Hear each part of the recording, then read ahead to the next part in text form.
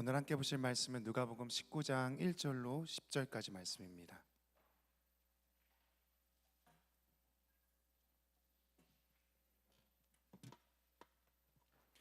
누가복음 19장 1절로 10절까지 말씀, 우리 다 찾으신 줄 알고 교독하겠습니다. 예수께서 여리고로 들어가 지나가시더라.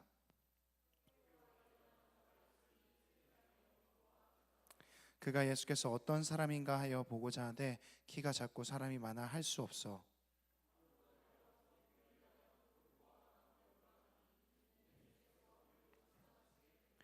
예수께서 그곳에 이르사 쳐다보시고 이르시되 삭개오야 속히 내려오라. 내가 오늘 내 집에 유하여야 하겠다 하시니 뭇 사람이 보고 수근거려 이르되 저가 죄인의 집에 유하러 들어갔도다 하더라.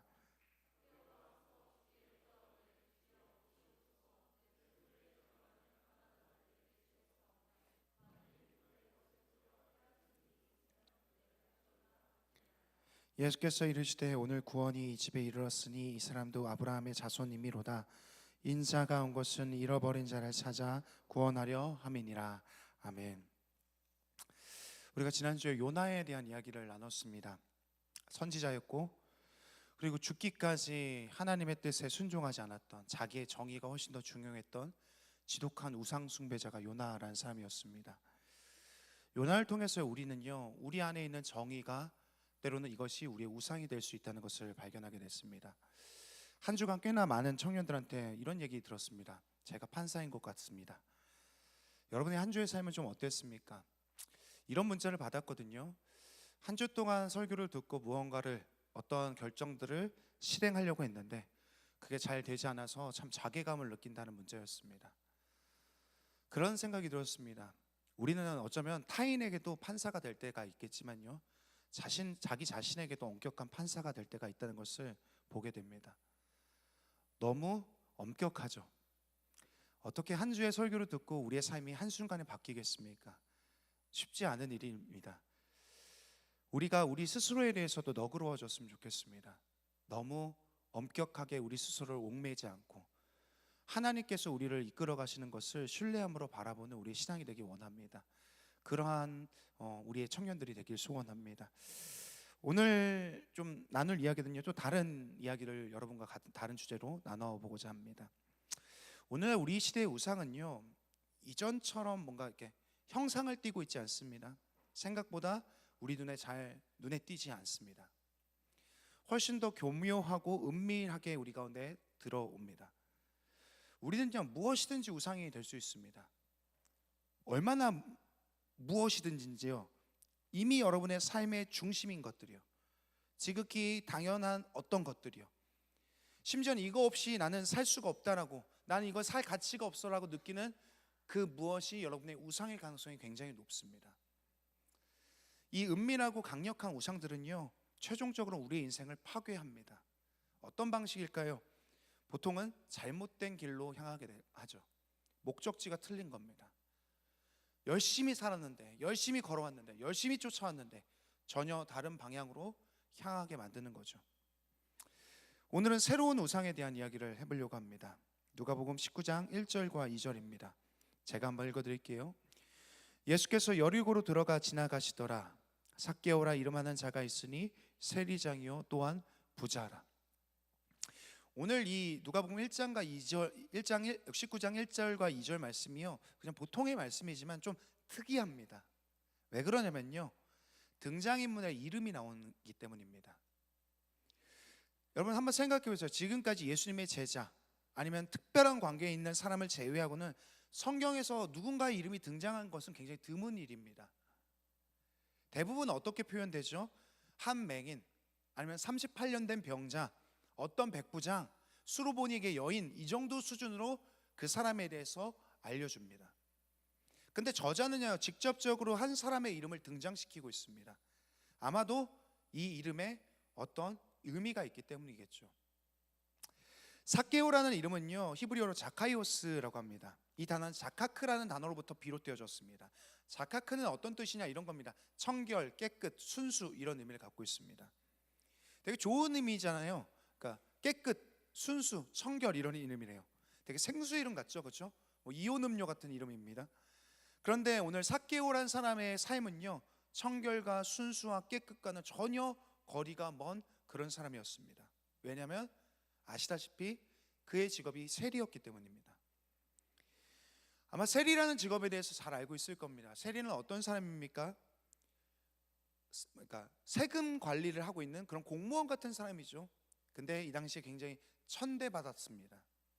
왜냐하면요, 로마가 식민지로서 이스라엘을, 유대인들을 붙잡고 있을 때, 그들 통치했을 때, 그들에게 세금을 걷어들일 때 로마인들을 파견하는 것이 아니라 유대인들을 세웁니다.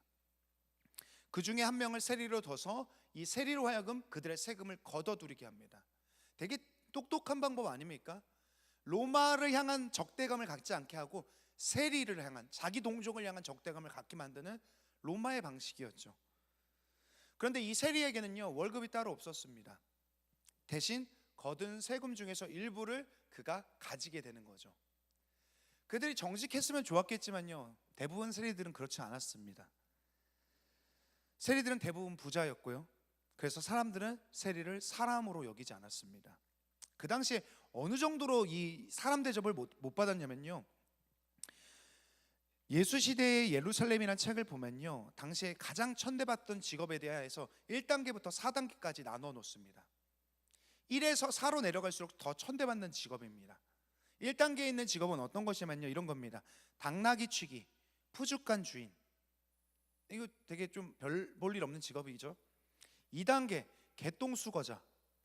예, 진짜 이거 뭐 어떻게 뭐라고 할 수가 없죠.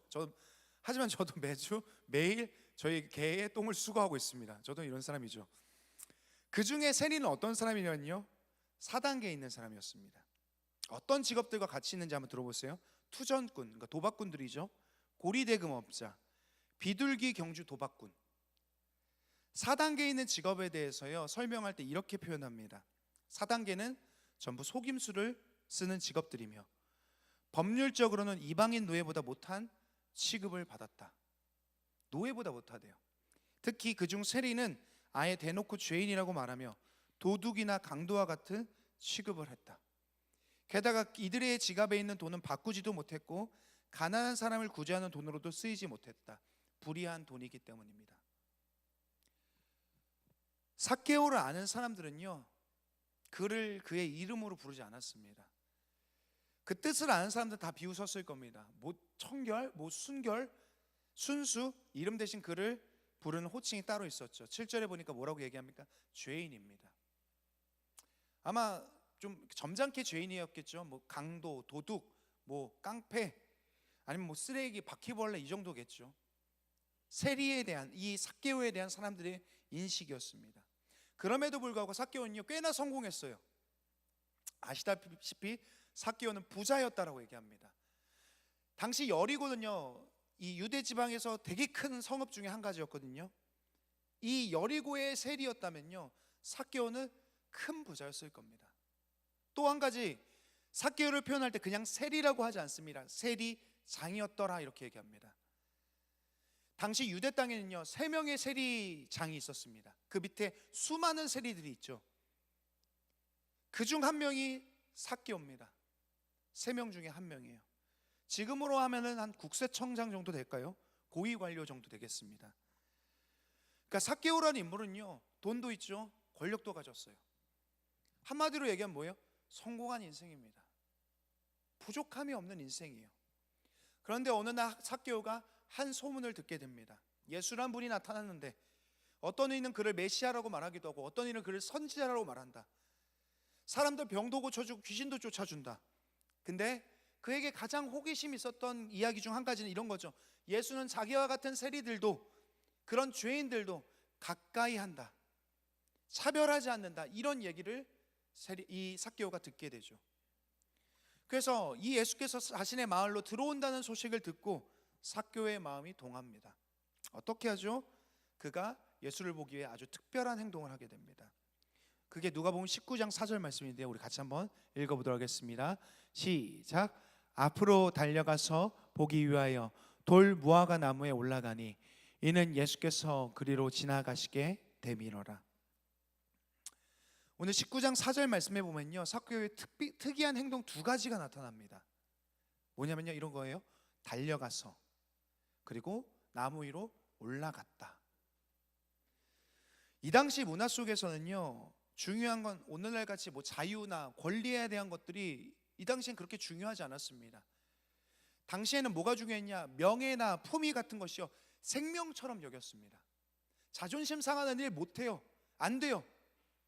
근데 성인 남성이 마을 중심지에서 달린다는 거, 또한 많은 사람들이 모여져 있는 광장 속에서 나무 위로 올라간다는 건요, 그들의 명예를 어떻게 보면 해치는 일이었죠. 잃게 되는 일들이었습니다. 그럼에도 불구하고 삭개오라는 사람은 어떻습니까? 달리고 올라갑니다. 그냥 이 모습이요, 우리가 볼 때 그냥 어떤 그냥 단순한 행동처럼 보여지겠지만요, 이 행동은요, 일평생 그가 살아온 삶의 방식을 얘기해줘요. 축약했죠. 요약해서 보여줍니다. 달려가고 올라가고. 생각해 보세요. 그가 어떻게 부자가 됐을까요? 그가 어떻게 세리장이 될 수 있었을까요? 진짜 지독한 사람 아니었을까요? 피 한 방울 나오지 않는 그런 사람 아니겠습니까? 그냥 막 강약강약 실천하는 그런 사람 아니겠어요? 강약약강인가요? 강약약강? 그죠? 로마인들한테는 굽실거리고 자기보다 못한 인간들한테는 함부로 대하는 그런 인간 아니겠습니까? 그는요, 자기가 원하는 그 목표가 있으면, 목적이 있으면 그것을 이루기 위해서 무엇이든지 할 수 있는 사람이라는 것을 오늘 이 두 단어로 표현합니다. 달려가고 올라가고. 오늘날 우리 서점에 가면요, 가장 눈에 띄는 자리에 놓인 책들이 있습니다. 자기 개발에 대한 책들이죠. 그 책들은요, 어떻게 하면 우리가 성공할 수 있는지, 우리가 어떻게 하면 성취할 수 있는지에 대해서 말해줍니다. 대부분 이런 주제들에 대한 책들에는요, 어떤 단어가 뭐냐, 더 잘이라는 단어가 붙습니다. 이런 거죠. 시간 관리 더 잘하는 법, 경쟁에서 더 잘 이기는 법, 스펙 관리 더 잘하는 법, 몰입과 집중 더 잘하는 법, 투자 더 잘하는 법, 인간관계 더 잘하는 법. 2000년 동안요, 인류는요, 이 주제에 대해서 벗어나 본 적이 없습니다. 그들은 우리가 원하는 것을 이루기 위해서는 무엇이든지 해야 된다라고 얘기합니다. 어떻게 해요? 계속해서 빨리 달리고, 그리고 누구보다 많이 올라가야 됩니다. 이런 얘기들을 똑같이 말합니다. 앵무새처럼요. 그게 뭐예요? 삭개오의 방식이죠. 달라지지 않았습니다. 그때나 지금이나 동일하게 적용됩니다. 삭개오는 어떻습니까? 그 방법으로요, 그와 그의 부와 권력과 성공, 원하는 삶을 다 얻었습니다. 2000년 전에 삭개오는요, 혐오의 대상일지 모르겠어요. 그런데 오늘날 우리 시대 청년의 눈으로 봤을 때 삭개오는 어떤 사람일까요? 어쩌면 롤모델 아닙니까? 성공했으니까요. 성취를 이뤘잖아요. 누구보다 높이 올라갔잖아요. 오늘날 우리는요, 또 다른 또 하나의 삭개오가 되길 원하는 것이 이 시대의 청년들이고 젊은 이들의 삶이라는 겁니다. 무슨 짓을 해서라도 올라가는 거예요. 어떤 것을 하더라도 빨리 달리게 되는 거죠. 이 삭개오가 롤모델이 된 세상의 모습은 어떠할까요? 최근에 어떤 기사를 읽었거든요. 혹시 사세고시라는 이야기 들어본 적 있습니까? 사세고시. 사세고시 들어본 적 있어요? 사세. 예. 이게 강남에 사는 엄마들 사이에서 유행하는 단어예요. 이런 거죠. 자기 아이가 강남에 있는 유명 영어 유치원에 입학하기 위해서는요, 레테라는 걸 해야 돼요. 레벨 테스트거든요. 이걸 통과해야 됩니다. 그 시험을 사세고시라고 얘기해요. 이 시험은요, 테스트는 어떤 형식이냐면 알파벳 대소문자 읽는 거, 쓰고 간단한 영어 회화 같은 거 하는 거가 테스트 방법이라고 얘기합니다. 저희 아들 서준이는요, 이제 한글 공부를 시작했어요. 근데 지난주 목요일에 그만뒀습니다. 왜냐면 가나다라 마바사 하다가 타파한지 파타한지 이거 헷갈려 하거든요. 그러다가 하기 싫어하더라고. 너 하고 싶은 대로 해라. 그러면서 요즘 뭐 하냐면 공부하다가 말고 이제 팽이 돌리기 있어요. 팽이, 베이블레이드 막 하고 있어. 뭐가 될런지 모르겠습니다. 근데 원래 사세라면 이래야 되죠. 지 하고 싶은 거 해야 돼요. 팽이나 돌려야 되죠. 근데 이 아이들은 어떠냐면요, 시험을 통과하기 위해서 3살 때부터요, 다른 영어 유치원에 다녀요. 그리고 학원도 다녀요. 매일 숙제가 있고요, 보충학습도 있어요. 그래서 강남의 유명한 영어 학원에 다 들어가게 되는 거죠.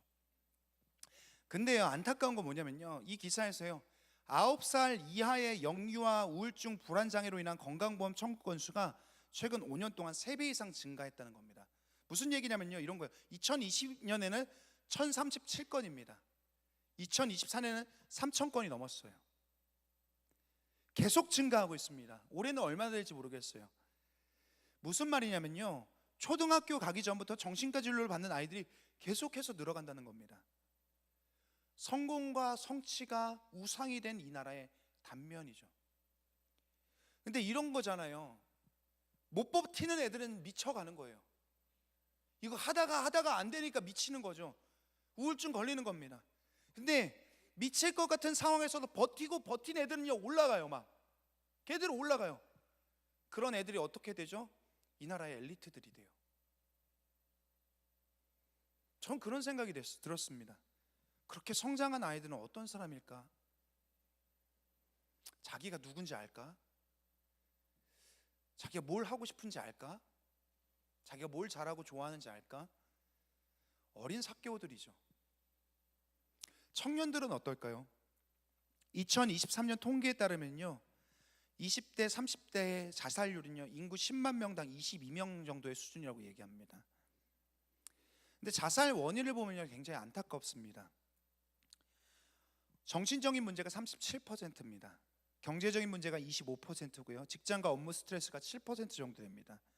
그러니까 이런 거예요. 사회로부터 주어지는 어떤 강박, 성공에 대한 강박, 성취에 대한 압박, 경제적인 무력감, 자기 존재에 대한 불신으로 인해서 그것으로 인해서 자살 원인이 약 70% 정도 된다는 겁니다. 이 시대는 어떻습니까? 성공과 성취에 미쳐서 어린아이들과 청소년들을 계속해서 죽음으로 내몰아요. 제정신으로 살 수 없게 만듭니다. 근데 어쩌면 이 얘기를 듣는 누군가는요 이런 생각할지 모르겠습니다. 목사님, 저는 한 번도 성공과 성취를 바라본 적이 없습니다. 저는 이뤄본 적도 없어요. 전 그냥 되게 평범한데요. 하지만 여러분의 안에 생각 중에서 이런 생각이 있는지 한번 찾아보십시오. 내 안전과 가치는 나에게 달려있다. 내 성공에 달려있다. 결과가 전부다. 성공하지 않으면 실패다. 남들보다 조금이라도 우위에 서야 된다. 쉬면 안 된다. 쉴 틈 없이 달려야 된다. 어때요? 되게 평범한 생각들 아닙니까? 여러분 친구들, 여러분 직장에 가면 다 갖고 있는 생각들이잖아요. 그렇지만 이 생각이 여러분을 어디론가 걸어가게 한다면, 여러분의 등을 계속해서 떠밀고 있다면 아마 그 방향은요 성공을 향한 방향일 겁니다. 뭔가 성취하기 위한 방향일 거예요. 우리는요 자연스럽게 성공과 성취를 원하고 끌리는 사람입니다. 그렇다면 이게 왜 문제가 될까요? 철학자 에리 프롬은요 이런 얘기를 합니다.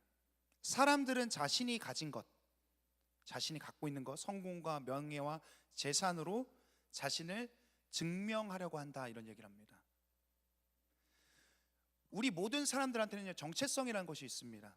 이 정체성은요 두 가지로 이루어져 있어요. 첫 번째는 자기인식, 두 번째는 자존감입니다. 자기인식과 자존감은요 서로 다른 거예요. 헷갈리면 안 됩니다. 자기인식, 자존감. 자기인식은요 이런 겁니다. 자신이 어떤 존재인지를 아는 게 자기인식이에요. 아, 나는 누구구나, 난 어떤 사람이구나, 난 뭘 좋아하는구나, 난 이런 게 되고 싶구나. 이게 자기인식이죠. 자존감은 뭡니까? 그 존재를 중요하게 여기는 마음이 자존감입니다. 지켜줘야 돼, 이것은 어기면 안 돼, 이건 반드시 이루어져야 돼. 이 자기인식과 자존감이 합쳐져서 우리의 정체성을 만들어줍니다. 근데 많은 사람들이 착각하는 건 뭐냐면요, 성공과 성취가 자신을 증명해줄 어떤 자기인식으로서 이해한다는 겁니다. 성공과 성취를 통해서 나의 가치를 거기서 발견하려고 한다는 거예요. 사실 이건요 되게 마치 신기루 같은 거거든요. 눈에 보이는 것 같은데 허상이에요. 팀 켈러 목사님이 쓴 내가 만든 신이라는 책을 보면요 팝스타 마돈나의 이야기가 나옵니다. 이 사람의 이야기를 한번 제가 읽어드릴게요. 나는 엄청난 의지의 소유자이지만 여태껏 내 모든 의지는 늘 끔찍한 열등감을 극복하는 데 있었다. 열등감의 주문을 깨면 당장은 특별한 사람이 되지만 다시 무대에 서면 내가 평범하고 재미없어 보인다. 늘 반복이다. 내 삶의 동력은 평범함에 대한 두려움에서 온다. 그것이 늘 나를 몰아가고 또 몰아간다. 나는 이미 대단한 존재가 되었음에도 여전히 내가 대단한 존재임을 증명해야 하기 때문이다. 내 고뇌는 끝난 적이 없으며 아마 영영 끝나지 않을 것이다. 마돈나에게 있어서 성공이라는 것은 어떤 것입니까? 어느 날 가득 채워졌다가 금방 빠져나가는 어떤 것이죠. 또다시 자기를 이 성공과 성취로 계속해서 채워나가야 되는 그런 것이라고 이야기합니다. 그런데 어느 순간 알게 되죠. 이것들이 우리 자신을 만족시킬 수 없다는 것을요. 이 성공과 성취에서 나를 발견할 수 없다는 것을 알게 됩니다. 그런데 오늘 마돈나는 어때요? 멈추지 못해요. 왜요? 추락하는 것이 두렵기 때문이죠. 인기가 떨어지면 어떡하지? 잊혀지면 어떡하지? 별 볼 일 없어지면 어떡하지? 저는 어떨까요?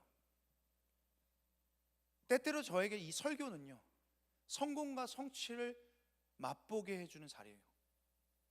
아까도 저기 앉아서 그런 기도를 했습니다. 이거 우상 아닙니까, 하나님? 조금 더 인정받으면은 내가 더 나은 사람인 거라고 생각해요. 조금 더 나은 습족한 설교를 하면 내 가치가 올라가는 것 같아요. 저의 싸움이죠. 매주의 싸움입니다. 제 안의 설교는 또 다른 우상이죠. 성공과 성취의 모습을 띤. 여러분 혹시 젠가를 해봤습니까? 이런 거죠. 젠가는요, 아래 블록을 빼서 위에다가 다시 올리는 겁니다. 젠가를 계속하게 되면 어떻습니까? 점점 높이 올리면 올릴수록요 불안해집니다. 아래가 흔들흔들하게 돼요. 자신을요 뼈대와 같이 자신을 지지하고 받쳐줄 자의식이 존재하지 않은 채 이 성취를요 계속해서 자신을 위해 쌓아 올리기 시작하면요, 이것은 허물어지기 쉬운 구조라는 겁니다. 우리는요 어떤 상황, 어떤 환경이 올지라도요 흔들리지 않은 나의 자신, 자의식이 소유되어야 합니다. 그런데 그게 없는데 그저 성공과 성취만으로 우리의 삶을 쌓아 올릴 때에 이 성취가 무너지면 어떻게 돼요? 우리도 한 번에 무너진다는 거예요. 내가 없어요. 나라는 존재가, 내 뼈대가 없습니다. 그렇기 때문에 계속해서 성공과 성취에 흔들흔들한 것이 우리의 인생이라는 거죠. 저는요 여러분 인생이 성공했으면 좋겠습니다. 많이 성취를 이뤘으면 좋겠습니다. 대기업도 들어갔으면 좋겠어요. 장학금도 많이 받았으면 좋겠습니다. 학위도 따시고요, 워라밸 좋은 직장도 들어갔어요. 연봉도 진짜 높았으면 좋겠습니다. 그래서 맛있는 것 좀 사주세요. 저는요 여러분의 성공과 성취를 누구보다 바랍니다. 그렇게 기도해요. 같이 기뻐해 줄 수 있습니다. 그런데 중요한 건 뭡니까? 성공 때문에 여러분을 잃어버려서는 안 된다는 거예요. 여러분이 누구인지를 놓쳐서는 안 된다는 겁니다. 잠깐은 좋겠죠. 근데 계속해서 목마르게 될 거예요. 그것으로만 여러분을 쌓아 올린다면요. 우리 시대의 성공주의가 주는 가장 큰 문제는 뭡니까? 여러분이 누구인지를 잊어버리게 만든다는 거예요. 오늘 이 삭개오라는 사람은 어떻습니까? 누구보다 큰 성공과 성취를 이뤘습니다. 근데 그 결과 그는 뭐예요? 자기가 누군지를 모릅니다. 자신을 잃어버렸습니다. 오늘 이 사건은요 누가 봐도 부족할 없는 그런 인생이었습니다. 근데 예수를 필요로 해요. 예수를 만나고 싶어 합니다. 왜 그럴까요? 아마도 그의 인생 속에서 결핍이 느껴졌던 것 같습니다. 무엇에 대한 결핍인지는 모르겠습니다. 근데 그가 나무에 오를 정도로, 그가 뛰어가야 될 정도로 예수를 만났어야 될 절박한 문제였죠. 근데 성경은요 오늘 그의 결핍이 무엇인지에 대해서 한 장면을 통해서 보여줍니다. 그것이 19장 5절 말씀입니다. 띄워주시겠습니까? 같이 한번 읽어보겠습니다. 예수께서 그곳에 이르사 쳐다보시고 이르시되 삭개오야 속히 내려오라. 내가 오늘 내 집에 유하여야 하겠다 하시니. 예수께서는요 삭개오가 오른 그 나무 아래에 서십니다. 그리고 그를 보시면서 이렇게 말하시죠. 삭개오야 내려와라. 그의 이름을 부릅니다. 예수는요 그의 결핍이 무엇인지를 정확히 알고 계셨어요. 그래서 이름을 불렀죠. 그 이름은 뭡니까? 이름은 있는데 아무도 불러주지 않는 이름이에요. 이름은 있는데 그 이름대로 살지 못하는 이름이죠. 그리고 어떻게 하셔요? 그의 집에 들어가서 그와 함께 식사합니다. 당시에 누군가와 함께 식사한다는 것은요, 그 사람을 수용하고 용납한다는 의미를 가지고 있습니다. 삭개오는요, 처음으로 자기의 성공과 성취 때문이 아니라 그냥 자기 자신 존재 자체가 누군가에게 받아들여짐을 경험합니다. 그것이 오늘 이 이야기죠. 제가 요즘 바쁘고 정신없이 살다 보면요, 어쩔 때는 한 달에 한 번도 제 이름으로 불려본 것 들어본 적이 없는 때가 많다는 것을 경험합니다.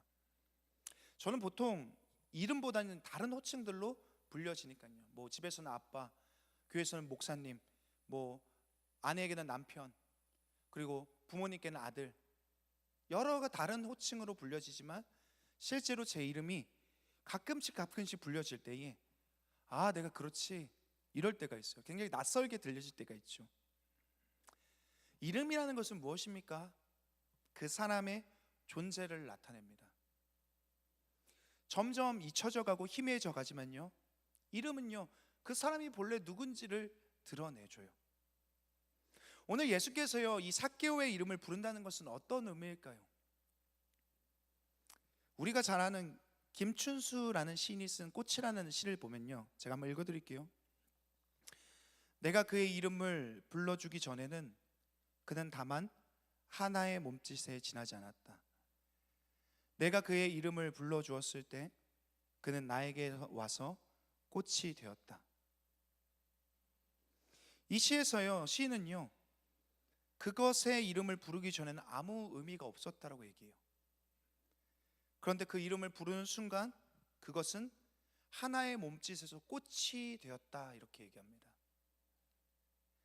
누군가의 이름을 부른다는 것은요, 그 사람을 고유한 존재로 인정하고 그 존재에 가치를 부여하는 행위를 말합니다.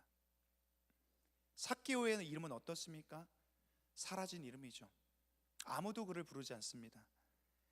그런데 오늘 예수께서 삭개오라는 이름을 부르실 때에 그에게 어떤 게 들어가요? 존재의 의미가 부여됐다는 거예요. 아, 내가 그렇구나. 아, 내가 그런 사람이구나. 지금까지는 어때요? 달리고 올라가서 그 꼭대기에 섰던 사람이죠. 근데 거기서 자기 존재를 발견할 수 없어요.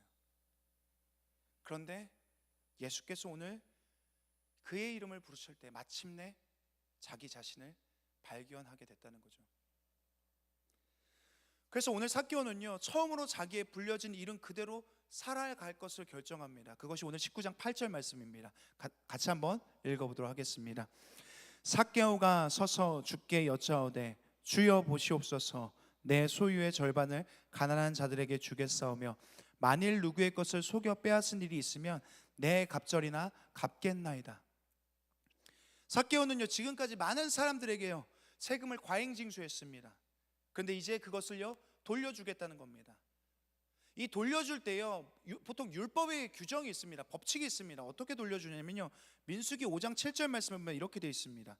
자발적으로 뉘우치고 돌려줄 경우에는 훔친 물건에 20%의 이자만 붙여서 갚아라. 그런데 오늘 삭개오는 어떻게 합니까? 그는 빼앗긴 이들의 이 물건에 대해서 20%가 아니라 400%의 이자를 붙여서 돌려주기를 결정합니다. 진짜 파격적인 어떤 결정이죠. 그리고 또 보니까요, 이렇게 되어 있습니다. 가난한 사람들에게 자기의 소유의 절반을 주겠다, 이렇게 되어 있습니다. 그러니까 돌려줄 뿐만 아니라 자기의 전 재산을 반을 나눠서 누군가한테 주겠대요. 이것을요, NIV 성경으로 보면 이렇습니다. 8절의 내용에 보면 여기에 here and now라는 단어가 들어가 있습니다. 지금 당장이죠. 그리고 여기서 주고 갖겠다라는 동사는요, 헬라어상 현재 시로 쓰입니다. 무슨 얘기냐면 이런 거죠.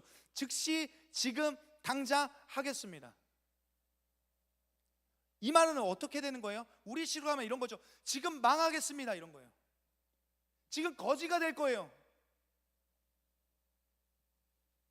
이제 그는 어떻습니까? 탑을 쌓는 일을 멈춥니다. 그리고 그가 손을 놓는 순간 모든 건 다 무너질 거예요. 그걸 결정한 거예요.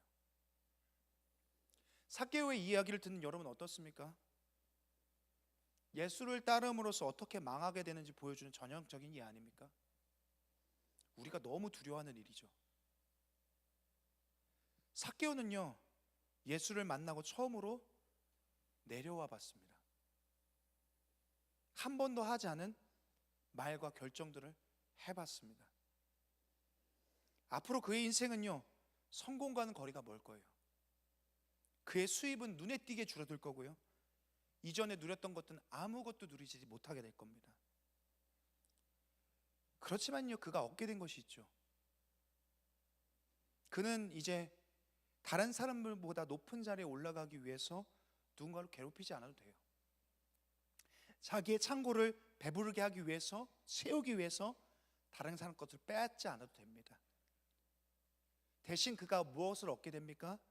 그의 이름을 불러줄 사람을 얻게 될 거예요. 친구 같은 존재들이죠. 그는요, 더 이상 자기 자신을 발견하기 위해서 달려가거나 올라가는 것이 아니라 이제는 누군가의 뒤를 따라가기만 하면 된다는 것을 알게 됩니다. 그것은 그를 만족스럽게 할 거예요. 우리가요, 어쩌면 그를 망했다라고 설명할 수도 있겠죠.